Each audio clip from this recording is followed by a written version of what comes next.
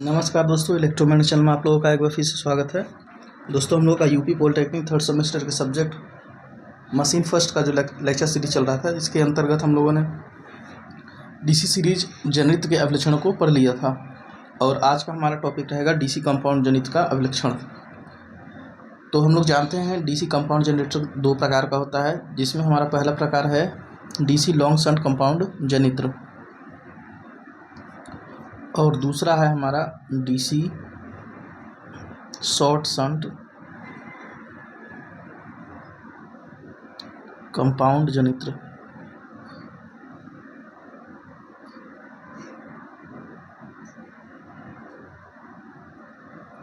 तो इसमें सबसे पहला देखेंगे हम लोग डीसी लॉन्ग शंट कंपाउंड जनित्र के अभिलक्षण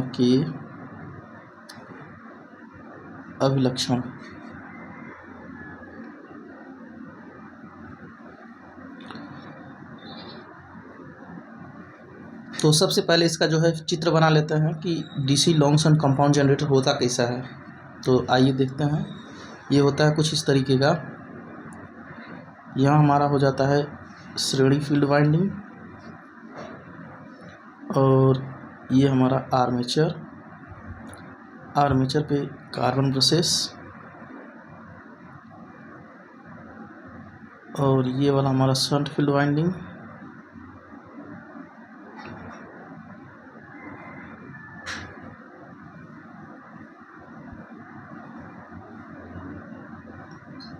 और यहाँ पर लोड लगता है।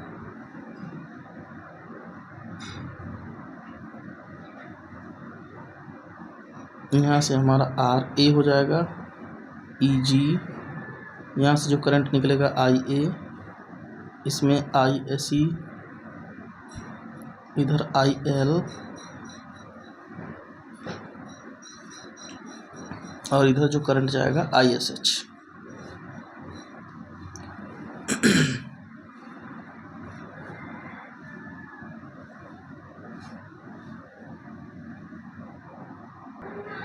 तो अन्य जनरेटरों के समान भी इसका दो टाइप का अभिलक्षण होगा। पहला होगा जो है ओपन सर्किट अभिलक्षण, ओपन सर्किट अभिलक्षण, और दूसरा होगा हमारा लोड अभिलक्षण, लोड पर अभिलक्षण। तो लोड पे अभिलक्षण दो टाइप का होता है। पहला होता है हमारा इंटरनल अभिलक्षण,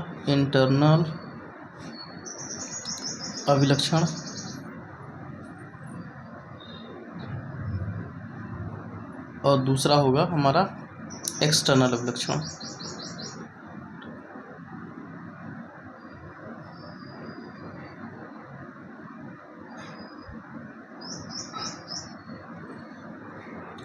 तो सबसे पहले इसमें हम लोग पढ़ेंगे ओपन सर्किट अभिलक्षण, इसको देखेंगे। इसके बाद जो है बारी बारी से लोड पर अभिलक्षण को देखेंगे, जिसके दो टाइप होते हैं, इंटरनल अभिलक्षण और एक्सटर्नल अभिलक्षण। तो जो ओपन सर्किट अभिलक्षण होता है वो लगभग सब जनरेटरों में क्या होता है, समान होता है। तो इसका अभिलक्षण हम लोग पहले भी देख चुके हैं, लेकिन फिर भी मैं यहाँ पर एक बार बना दे रहा हूँ। देखिए, ओपन सर्किट अभिलक्षण क्या होता है, ये हमारा IF और EG नोट के बीच का ग्राफ होता है। ये हमारा हो गया IF और इधर हो गया हमारा Y एक्सिस पर EG नोट। तो जनरेटर जब फुल स्पीड पर रन करने लगता है, फुल स्पीड पर रन करेगा तो इसका जो वोल्टेज डेवलप होता है कुछ इस तरीके का होता है, EG नॉट। ये हमारा फुल स्पीड पर जो है वोल्टेज है EG नॉट। लेकिन जब शुरुआती दौर में हम लोग इस जनरेटर को चलाना प्रारंभ करते हैं तो हमारा रेजिडुअल मैग्नेटिज्म से चालू होकर यहाँ से वोल्टेज चालू होता है और जैसे जैसे IF बढ़ेगा वैसे वैसे फाई भी बढ़ता है, क्योंकि फाई क्या होता है, IF के प्रोपोर्शनल होता है।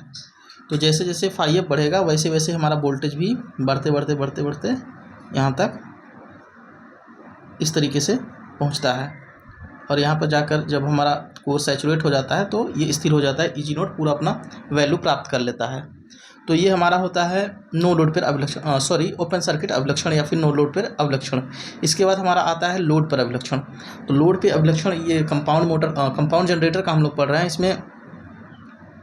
इसको हम लोग बहुत ध्यान से पढ़ेंगे क्योंकि इसमें कई टर्म्स आते हैं। जैसे कंपाउंडिंग आता है। कंपाउंडिंग में 3 प्रकार के कंपाउंडिंग होते हैं, जिसमें सबसे पहला होता है फ्लैट लेवल कंपाउंड होता है, इसके बाद ओवर कंपाउंड होता है, फिर इसके बाद होता है अंडर कंपाउंड। ये कंपाउंडिंग क्या होता है इसको सबसे पहले समझ लेते हैं, इसके बाद जो है हम लोग लोड पर अभिलक्षण को देखेंगे। तो आइए कंपाउंडिंग को देखते हैं। सबसे पहले इसको इरेज कर लेते हैं। तो हम लोग जानते हैं कि DC लॉन्ग शंट जनरेटर में जो होता है 2 टाइप की वाइंडिंग होती है, एक श्रेणी फील्ड वाइंडिंग होती है, एक शंट फील्ड वाइंडिंग होता है। तो इसका सबसे पहले चित्र बना लेते हैं तो समझने में हम लोगों को आसानी होगा। ये आर्मेचर हो गया, फिर से एक बार बना रहे हैं, और ये इसका श्रेणी फील्ड वाइंडिंग,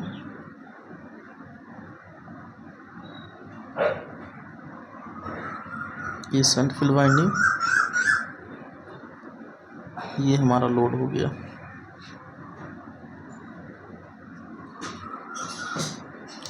तो ये हमारा है DC long shunt compound generator. तो यहाँ होता है हमारा EG, RA, यहाँ IA, इधर IL, यहाँ पर ISE, और इधर हो गया ISH, ये हो गया RSH। तो कंपाउंडिंग जो की जाती है, कंपाउंडिंग कैसे किया जाता है इसको हम लोग समझेंगे। कंपाउंडिंग का मतलब होता है एम्पियर वर्तन में परिवर्तन। कंपाउंडिंग का क्या मतलब होता है? एम्पियर वर्तन में परिवर्तन। अब एम्पियर वर्तन, एम्पियर का मतलब होता है एम्पियर वर्तन। एम्पियर होता है करंट, वर्तन मतलब होता है टर्न, यानी NI में परिवर्तन करके हम लोग जो वोल्टेज को प्राप्त करते हैं, आवश्यकता अनुसार जो वोल्टेज हमको मिलता है उसी को हम लोग बोलते हैं एम्पियर वर्तन में परिवर्तन। इसको कैसे किया जाता है इसको समझते हैं। देखिए, ये जो श्रेणी फील्ड वाइंडिंग है हमारी, जो मोटे तारों के कम वर्तन देकर बनाई जाती है, इसी में क्या करते हैं हम लोग, इसके एम्पियर वर्तन, एम्पियर वर्तन मतलब इसमें करंट और इसके टर्न्स को बदल कर, करंट और इसके फेरों को बदल कर जो है हम लोग यहाँ पर जो वोल्टेज प्राप्त किया जाता है, टर्मिनल वोल्टेज जो प्राप्त किया जाता है, इसको बदल कर आवश्यकता अनुसार प्राप्त करते हैं। इसी को बोलते हैं हम लोग कंपाउंडिंग। तो DC कंपाउंड जनरेटर में 3 तरह से कंपाउंडिंग की जाती है। पहला होता है कंपाउंडिंग, इसको बोलते हैं फ्लैट। तो कंपाउंड से 3 तरीके के जनरेटर इसमें प्राप्त होते हैं। कंपाउंड जैसे जैसे कंपाउंडिंग हम लोग करेंगे, 3 प्रकार की कंपाउंडिंग होती है, तो 3 प्रकार के जनित्र भी प्राप्त होते हैं। पहला प्राप्त होगा फ्लैट लेवल, फ्लैट या लेवल कंपाउंड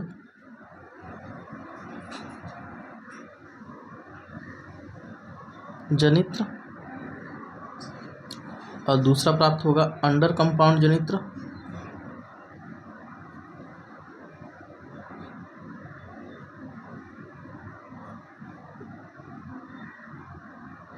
और तीसरा प्राप्त होता है हमारा ओवर कंपाउंड जनित्र।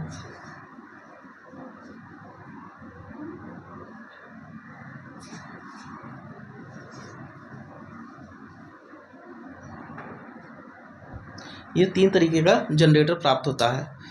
तो कंपाउंडिंग कैसे की जाती है? देखिए, यहाँ पर जब हमारा आर्मेचर से करंट निकलेगी, आर्मेचर से करंट निकलेगी तो ये 2 भागों में देखिए जाके डिवाइड हो रही है। पहला कहाँ IL की तरफ जा रहा है, दूसरा किधर ISH की तरफ जा रहा है। तो ISH जो होता है वो लगभग फिक्स होता है। ISH जो है शंट फील्ड वाइंडिंग में जो करंट होता है वो लगभग फिक्स होता है, तो उसको बदलना लगभग मुश्किल होता है, तो उसमें हम लोग किसी प्रकार का बदलाव नहीं करते हैं। लेकिन यहाँ पर जो करंट है ये लोड के अनुसार बदलते रहता है। जो इसमें जो श्रेणी फील्ड वाइंडिंग में जो करंट है ये लोड के अनुसार बदलती रहती है, क्योंकि लोड का ज़्यादातर करंट इसी से पास हो रहा है। देखिए यहाँ से जो है करंट जाके आई ए जाके दो भागों में डिवाइड हो रही है, पहला आई एस एच और आई एल में, ये दो भाग में।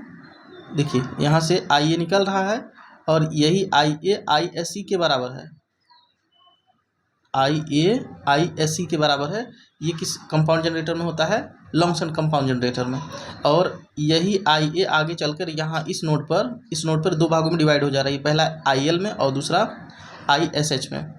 तो जैसे जैसे लोड बदलेगा वैसे वैसे लोड करंट भी बदलेगा, और लोड करंट बदलने से क्या होता है? आई ए बदलेगा। तो आई ए और आई एस ई ये आपस में बराबर हैं इस जनरेटर में। देखिए यही करंट यहाँ पर आई ए कहला रही है, लेकिन यही करंट यहाँ पर आई एस ई कहला रही है। तो दोनों का मान क्या है? आपस में बराबर है।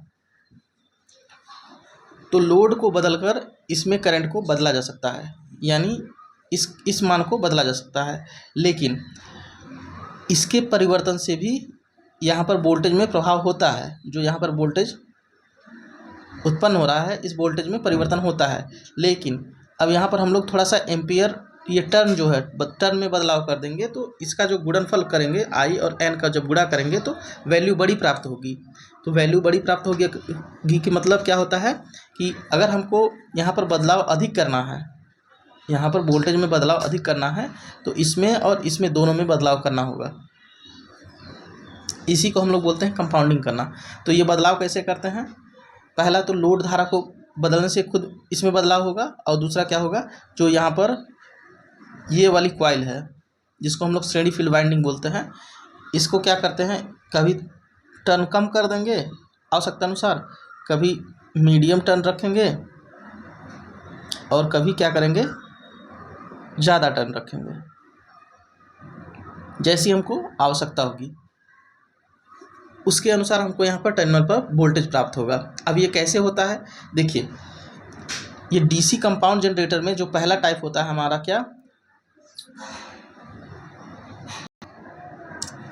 पहला टाइप हमारा होता है कम्युलेटिव कंपाउंड मोटर या कम्युलेटिव कंपाउंड जनरेटर, जिसको हम लोग बोलते हैं long shunt generator.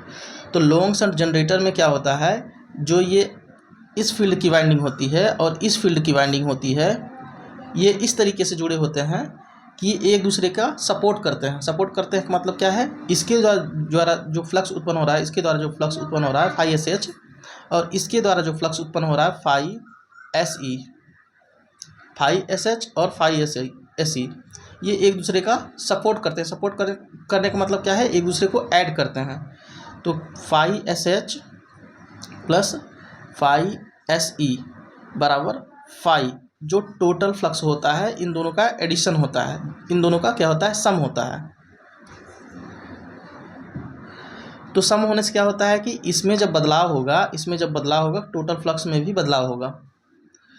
Total flux में बदलाव होने से क्या होगा, देखिए हम लोग जानते हैं ई जी बराबर क्या होता है, Z N P phi by 60A, ये हम लोग जानते हैं। और किसी मशीन के लिए इतना टर्म जो होता है, इतना टर्म कांस्टेंट माना जा सकता है। यदि हम लोग ये स्पीड को कांस्टेंट रखें तो इतना टर्म क्या होता है, कांस्टेंट होता है। तो ईजी सीधे सीधे किसके प्रोपोर्शनल हो गया, फाई के। ईजी जो है सीधे सीधे फाई के प्रोपोर्शनल हो गया।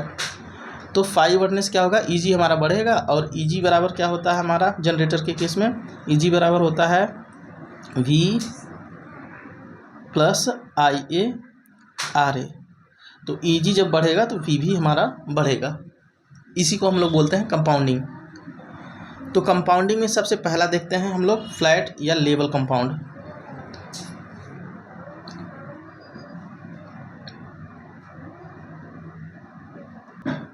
तो आइए सबसे पहला कंपाउंडिंग देखते हैं हम लोग, फ्लैट या लेवल कंपाउंड।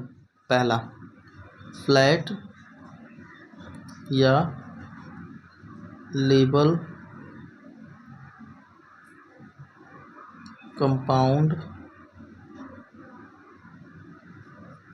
जनित्र।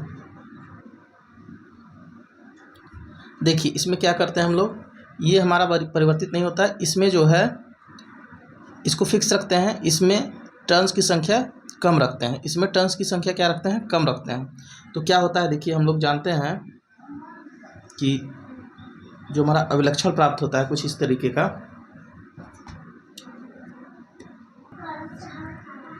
देखिए अगर हमारा जनरेटर फुल स्पीड से रन कर रहा है तो ये हमारा हो जाता है आर्मेचर करंट, जिसको हम लोग बोलते हैं IA, और ये हमारा हो गया EG जनरेटेड EMF। तो फ्लैट लेवल कंपाउंड या फ्लैट या लेवल कंपाउंड में क्या होता है, ये हमारा वोल्टेज जो है एकदम कांस्टेंट रहेगा, रेटेड वोल्टेज के बराबर रहेगा, इस तरीके से एकदम फ्लैट रहेगा, ये झुकेगा नहीं इस तरफ, कितना भी लोड बढ़ा लें। लोड करंट को या आर्मेचर करंट को कितना भी बढ़ा लें, ये नीचे की तरफ नहीं झुकता। ये हो गया हमारा लेवल कंपाउंड जनरेटर का कैरेक्टरिस्टिक। और इसके विपरीत जो है, जो पहले हम लोग पढ़ते थे कि लोड बढ़ाने क्या होता है, आर्मेचर रिएक्शन होता था, आर्मेचर रिएक्शन के कारण कुछ ड्रॉप होता, जिसके कारण क्या होता था, ये नीचे चला जाता था, ये ग्राफ स्ट्रेट लाइन न रखकर नीचे चला जाता था। लेकिन हमारा जो फ्लैट या लेवल कंपाउंड जनरेटर होता है उसमें कुछ ऐसा नहीं होता है। ये ग्राफ जो है वोल्टेज का या फिर जनरेटेड EMF का ग्राफ हमेशा एक स्ट्रेट लाइन होता है। ये हमारा क्या हो गया, इंटरनल अभिलक्षण फ्लैट या लेवल कंपाउंड जनरेटर का। इसके बाद दूसरा जनरेटर आता है हमारा, इसका ग्राफ देख लेते हैं। दूसरा हमारा क्या है, under compound generator, under compound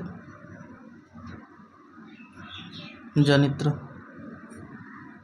तो अंडर कंपाउंड जनित्र में क्या होता है, देखिए ये हमारा EG है, ये हमारा IA, या फिर इधर ही कर देते हैं IL या IL, क्योंकि देखिए जैसे जैसे IA बढ़ेगा वैसे ये ज़्यादातर IA का भाग क्या जा रहा है, लोड में जा रहा है। तो IA बढ़ने से क्या होगा, IL भी बढ़ेगा। तो यहाँ पर हम लोग IA और IL दोनों को ले रहे हैं। तो ये हमारा देखिए क्या होता है, लेवल कंपाउंड का ग्राफ है। लेकिन जब अंडर कंपाउंड की बात करेंगे तो लोड बढ़ाएंगे जैसे जैसे, ये हमारा अंडर कंपाउंड जनरेटर का क्या होगा ग्राफ, ये थोड़ा सा, ये हमारा रेटेड वोल्टेज था यहाँ पर, लेकिन यहाँ पर जो है इसको हम लोग EG बोलते हैं, EG। लेकिन ग्राफ जैसे जैसे लोड बढ़ाएंगे ये ग्राफ नीचे की तरफ झुक जाएगा और ये हमारा V प्राप्त हो जाएगा। इसको बोलते हैं हम लोग अंडर कंपाउंड जनरेटर का अभिलक्षण, अंडर कंपाउंड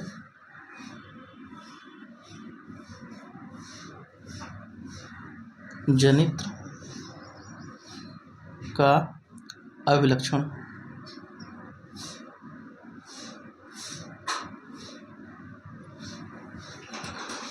अब तीसरा हमारा बचता है, तीसरा हमारा क्या है, तीसरा हम लोग यहाँ देख लेते हैं ओवर कंपाउंड जनरेटर के बारे में। तो फिर से यहाँ लेंगे IA या IL और यहाँ क्या लेंगे, EG।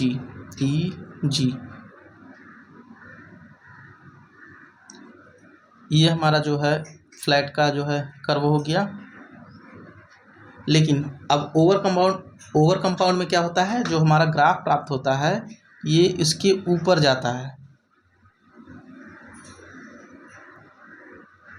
ऊपर कैसे जाएगा, जो ये श्रेणी फील्ड वाइंडिंग है इसमें क्या करते हैं हम लोग, टर्न्स को बदल कर ज़्यादा कर देते हैं। जो हमारा यहाँ टर्न्स कम है इसको बदल के ज़्यादा कर देते हैं। तो ज़्यादा कर देने से क्या होगा, करंट तो IA के बराबर ही इसमें जाएगा। तो N बढ़ा देंगे तो हमारा एम्पियर वर्तन क्या होता है, एम्पियर वर्तन क्या हो जाएगा, बढ़ जाएगा। एम्पियर वर्तन बढ़ने से क्या होता है, फाई बढ़ जाएगा। फाई बढ़ने से क्या होगा, टोटल फाई हमारा बढ़ेगा और जिससे क्या होता है, EG हमारा बढ़ जाता है, क्योंकि EG प्रोपोर्शनल टू फाई होता है। तो ये हमारा ओवर कंपाउंड जनरेटर का कैरेक्टरिस्टिक हो गया, जिसका वोल्टेज क्या होता है, रेटेड वोल्टेज से अधिक होता है।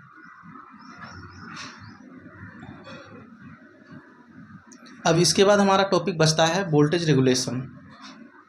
अब वोल्टेज रेगुलेशन को देख लेते हैं। इसके बाद हमारा जो है जनरेटर का चैप्टर जो है समाप्त हो चुका होगा। इसके बाद हम लोग पढ़ेंगे DC मोटर। तो आइए देख लेते हैं हमारा क्या वोल्टेज रेगुलेशन क्या होता है। तो हेडिंग डाल लेंगे हम लोग DC जनित का वोल्टेज रेगुलेशन। देखिए हम लोग जानते हैं कि प्रत्येक जनरेटर में क्या होता है, अगर ये जनरेटर है हमारा, ये एक जनरेटर सेट है इस तरीके से, कोई भी जनरेटर हो सकता है इसमें, और यहाँ से जो है इसके ये जनित्र हो गया, जनित्र, इसमें कोई भी जनरेटर हो सकता है डीसी का हमारा, और ये हमारा लोड है, और यहाँ लोड करंट फ्लो हो रही है IL, और यहीं पर हमारा टर्मिनल वोल्टेज भी प्राप्त होता है V। तो ये एक ब्लॉक डायग्राम हो गया, इससे हम लोग समझेंगे वोल्टेज रेगुलेशन होता क्या है। जैसे जैसे देखिए हम लोग लोड को बढ़ाते जाएंगे, हमारा IL क्या होता है, बढ़ते जाता है। तो हम लोग जानते हैं कि हमारा V क्या होता है, V बराबर होता है EG माइनस IA RA, यदि ब्रश कॉन्टैक्ट ड्रॉप को भी ले तो हमारा आ जाता है 2VV, अगर दो ब्रश है तो ये हमारा वोल्टेज का समीकरण होता है। यानी जैसे जैसे हम लोग लोड करंट को बढ़ाएंगे,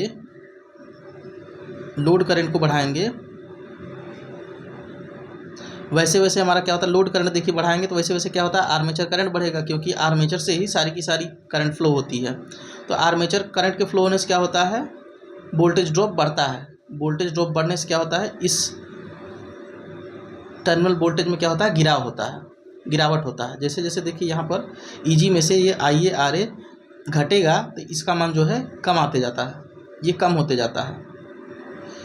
तो ये कम होना हमारे लिए क्या है, एक फ़ायदेमंद चीज़ नहीं है हमारे मशीन में। ये हमारा वोल्टेज जो है कांस्टेंट रहना चाहिए लगभग।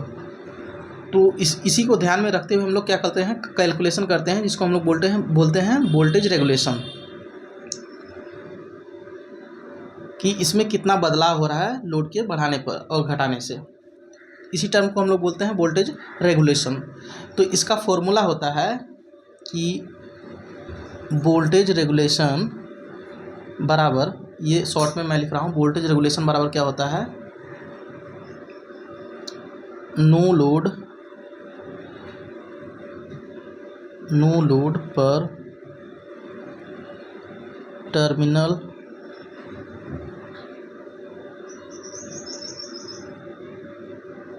वोल्टेज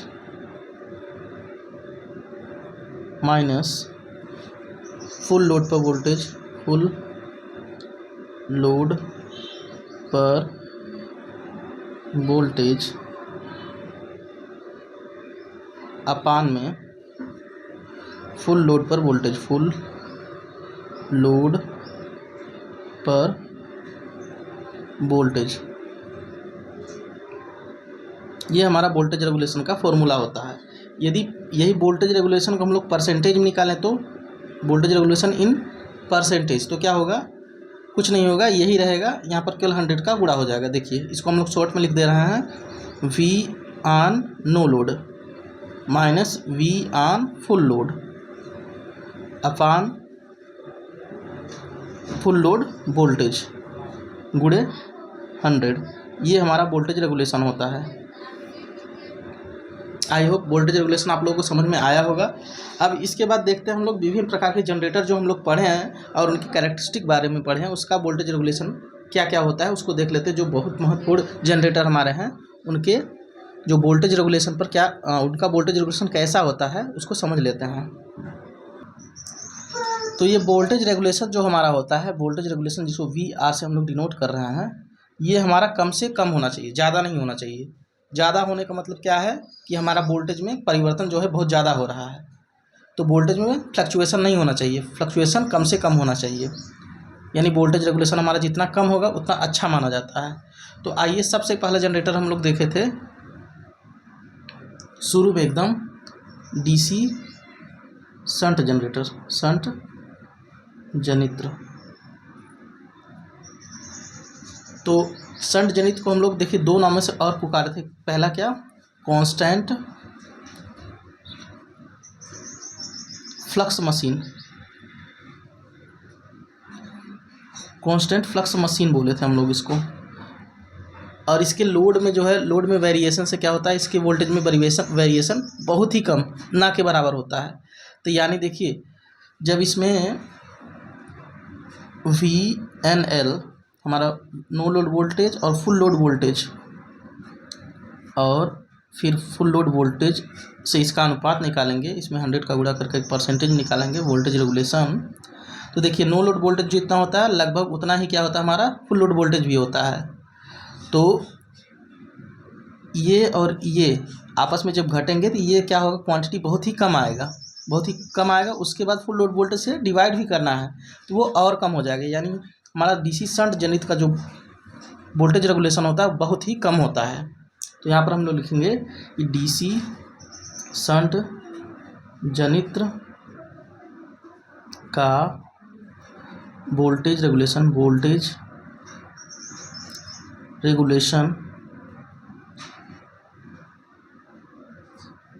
बहुत ही कम होता है। ठीक, ये हमारा हो गया डीसी शंट जनरेटर के लिए वोल्टेज रेगुलेशन, जो कि हमारे मशीन के लिए अच्छा है। वोल्टेज रेगुलेशन जितना कम होगा उतना अच्छा है। इसके बाद आ जाते हैं दूसरा क्या था, डीसी सीरीज जनरेटर था। डीसी सीरीज जनरेटर ये हम लोग दूसरा पढ़े थे। तो डीसी सीरीज जनरेटर में आप लोग देखिएगा, उसका जो है चित्र मैं फिर से बना दे रहा हूँ। देखिए कुछ इस तरीके का इसका फिगर हुआ करता था। यहाँ पर हमारा लोड लगता था, ये हमारा डीसी से श्रेणी जनरेटर होता था। तो क्या होता है, जैसे जैसे हम लोग लोड बढ़ाएंगे, आईएल को जैसे जैसे बढ़ाएंगे, यहाँ क्या होता है 5 भी बढ़ता था। 5 बढ़ने से क्या होता है हमारा ई बढ़ेगा, और ई बढ़ने से क्या होगा वी भी बढ़ेगा। तो इसका वोल्टेज रेगुलेशन क्या होता है, बहुत ज़्यादा होता है। क्योंकि देखिए नो लोड वोल्टेज पे देखिए यहाँ पर V R no load, V on full load upon V on full load, ये हमारा वोल्टेज रेगुलेशन होता है। तो ये नो लोड पे वोल्टेज बहुत कम होता है, और जैसे जैसे वोल्टेज बढ़ाएंगे फुल लोड पे वोल्टेज बढ़ जाएगा, और फिर फुल लोड पर वोल्टेज बढ़ा हुआ रहेगा। तो ये दोनों घटाएंगे तो देखिए ये वाला हमारा ज़्यादा रहेगा। तो वोल्टेज रेगुलेशन सबसे ज़्यादा किसका होता है, डीसी सीरीज जनरेटर का। तो यहाँ पर लिखेंगे डीसी श्रेणी जनित्र का वोल्टेज रेगुलेशन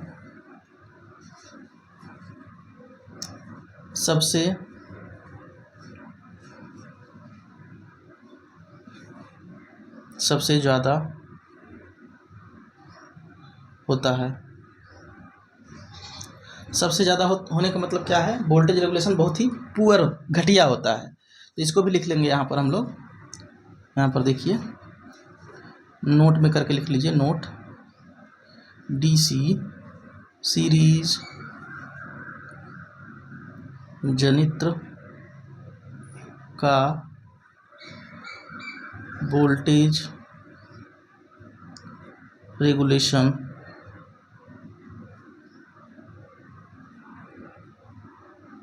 बहुत खराब होता है, बहुत खराब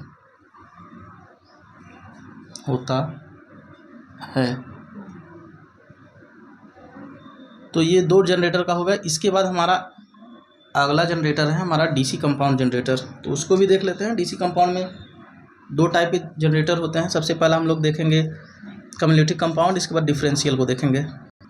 इसके बाद अगला हमारा जनरेटर है तीसरा डीसी कंपाउंड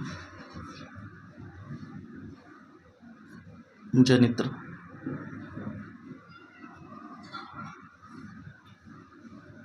तो आई होप टाइम हो गया है, इसको हम लोग अगले लेक्चर में देख लेंगे। आज के लिए फ़िलहाल इतना ही रहेगा। अगर ये वीडियो लेक्चर आप लोगों को समझ में आया, अच्छा लगा, तो वीडियो को लाइक करें, चैनल को सब्सक्राइब करें, और किसी प्रकार का कोई क्वेरी हो तो आप लोग कमेंट बॉक्स में लिख सकते हैं। इसके आगे का हम लोग अगले लेक्चर में देखेंगे। ये डीसी कंपाउंड जनरेटर के अवलक्षण को देख चुके हैं हम लोग। इसका जो वोल्टेज रेगुलेशन होता है इसको हम लोग अगले लेक्चर में देखेंगे। आज के लिए इतना ही, धन्यवाद।